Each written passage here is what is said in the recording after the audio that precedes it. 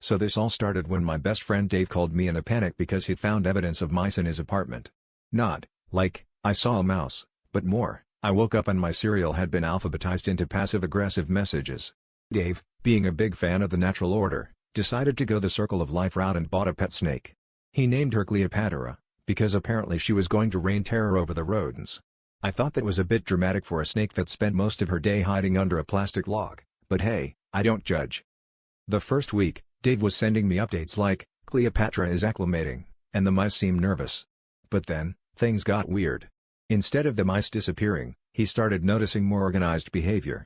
They were leaving tiny protest signs near the pantry, messages like snakes out, cheese in, and equal rights for rodents. One morning, he found Cleopatra lounging on a tiny makeshift couch, and around her, the mice were holding what looked suspiciously like a support group meeting. Apparently, the snake wasn't hunting, she was listening to their problems. I guess hystherapy is a thing now. At first, Dave tried to intervene. He offered Cleopatra incentives, like gourmet frozen mice, which she ignored in favor of letting the real mice braid her scales. Eventually, the mice started leaving him tiny contracts demanding snack breaks, dental, and hazard pay. Dave swears one of them even had a tiny briefcase. He gave up after he opened the fridge and found his cheese labeled for union members only and Cleopatra wearing a sash that read emotional support animal.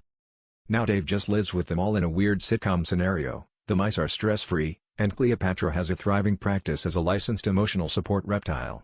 And me? I'm still not sure who's in charge over there, but I've learned something important. If you're going to fight mice with a snake, make sure you don't accidentally hire their therapist, otherwise, you'll end up with a support group instead of pest control.